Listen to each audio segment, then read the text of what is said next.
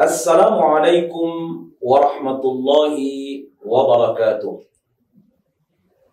Hamdan syukran laka ya Allah, salatan wa salaman alaika ya Habiballah, fa aqulu la hawla wa la quwwata illa billah, amma ba'da.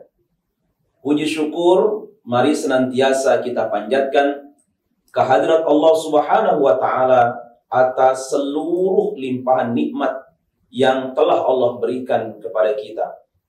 Salawat ma'assalam, mudah-mudahan senantiasa Allah limpah aturkan untuk junjungan kita Nabi Muhammad sallallahu alaihi wasallam. Kita akan lanjutkan kajian tafsir kita dan sampailah kita pada ayat 231 surah Al-Baqarah. Ayat ini berbicara tentang adab mentalak atau mencerai dan merujuk. Allah Subhanahu wa taala berfirman, A'udzu billahi minasyaitonir rajim. Wa idza talaqtumun nisaa fabalaghna ajalahunna faamsikuhunna bima'ruf aw sarrihuhunna bima'ruf wa la tumsikuhunna ضرارا لتعتدوا ومن يفعل ذلك فقد ظلم نفسه ولا تتخذوا آيات الله هزوا واذكروا نعمة الله عليكم وما أنزل عليكم من الكتاب والحكمة يعظكم به واتقوا الله واعلموا أن الله بكل شيء عليم. Apabila kamu menalak istri-istrimu, lalu mereka mendekati akhir masa idahnya, maka rujukilah mereka dengan cara yang ma'ruf, atau ceraikanlah mereka juga dengan cara yang ma'ruf. Janganlah kamu rujuki mereka untuk memberi kemudaratan, karena dengan demikian kamu menganiaya mereka.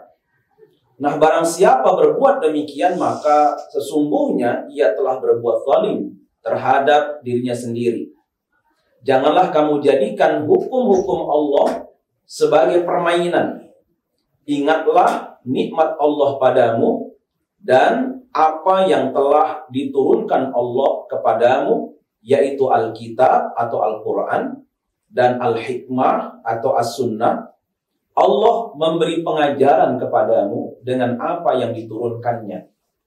Bertakwalah kepada Allah, serta ketahuilah bahwasanya Allah Maha mengetahui segala sesuatu.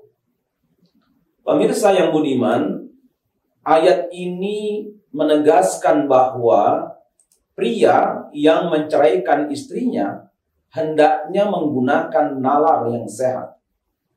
Kalau berdasarkan pertimbangan yang matang, istri yang diceraikan itu ternyata pantas untuk dipertahankan sebagai istrinya, maka sebelum habis masa idahnya, segeralah untuk dirujuk. Sebaliknya, bila tidak layak dirujuk menurut pertimbangan yang matang, mengingat bahwa jika dirujuk kembali mudaratnya pasti akan lebih besar, maka perceraian dilakukan dengan baik dan damai. Tidak ada setelah perceraian itu suasana permusuhan. Nah, inilah tuntunan dalam agama. Jadi pria tidak dibenarkan menahan wanita itu dengan cara merujuk kembali hanya sekedar untuk mempermainkan dan menterlantarkannya. Misalnya dengan merujuk istrinya tadi, ia bermaksud agar tidak dapat menikah dengan pria lain, sementara ia tidak diperlakukan secara wajar sebagai istri. Nah, pria seperti ini dikategorikan sebagai orang yang berbuat zalim, bahkan terhadap dirinya sendiri, serta termasuk orang yang mengolok-olok ajaran Allah. Nah, yang senada dengan ayat ini adalah surat At-Talaq ayat yang kedua. Allah sampaikan, فَإِذَا بَلَغْنَا أَجَلَهُنَّ فَأَمْسِكُوهُنَّ بِمَعْرُوفٍ أَوْ فَارِقُوهُنَّ بِمَعْرُوفٍ. Apabila mereka telah mendekati akhir iddahnya, maka rujukilah mereka dengan baik, atau berpisahlah dengan mereka juga secara baik juga.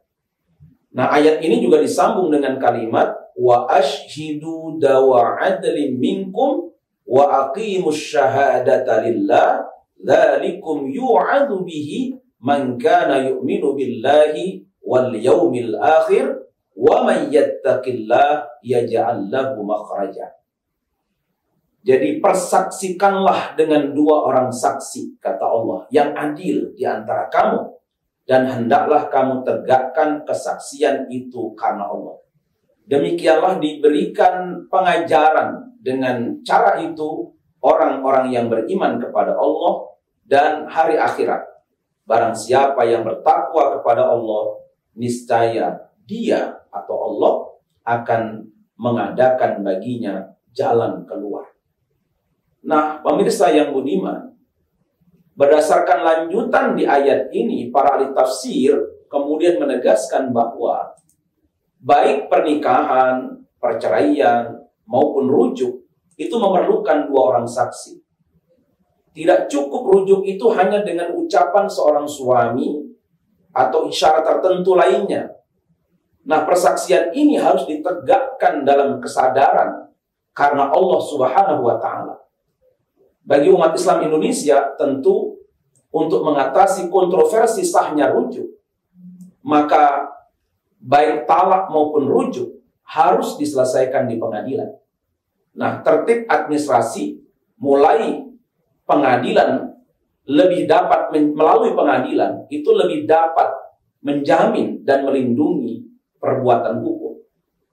Jadi pesan yang dapat dipetik dari ayat ini adalah agar interaksi dalam status suami istri dilaksanakan dengan menciptakan suasana damai sebagaimana diidamkan banyak orang dalam membentuk rumah tangga yang sakinah dengan hiasan mawaddah warahmah. Tidak boleh ada pihak suami atau istri yang menyengaja untuk merusak rumah tangga. Sebaliknya, bila akhirnya memang harus bercerai atau talak, maka suasana permusuhan harus dijauhi. Nah, untuk mewujudkan suasana damai setelah talak, Al-Quran memberikan bimbingan melalui surat At-Talaq ayat 6, askinuhunna min haitsu sakantum min wujdikum wa la tudarruhunna litudayyiqu alaihin. Tempatkanlah mereka, para istri, di mana kamu bertempat tinggal, menurut kemampuanmu, dan janganlah kamu menyusahkan mereka untuk menyempitkan hati mereka. Para pemirsa yang budiman, nah, setelah terjadinya talak, hubungan antara suami istri harus tetap terjalin baik pada masa iddah maupun setelah masa iddah. Para suami dilarang untuk menyuruh istrinya pergi dari rumah ketika masih dalam masa iddah. Bagi umat Islam di Indonesia, peluang untuk mempermainkan istri dengan cara tersebut sangat tipis. Karena perceraian itu hanya dapat dilakukan di pengadilan melalui proses dan pertimbangan yang cermat.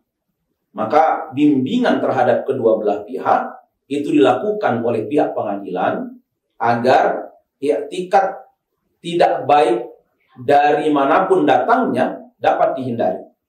Nah, sehubungan dengan itu, proses perceraian terkadang memakan waktu beberapa bulan dan seringkali melalui sidang pengadilan yang berulang kali. Nah, tuntunan terhadap talak selanjutnya akan kita bahas dan kita jelaskan pada episode kajian tafsir di surat Al-Baqarah ayat 232. Mudah-mudahan ada manfaatnya. Assalamualaikum warahmatullahi wabarakatuh.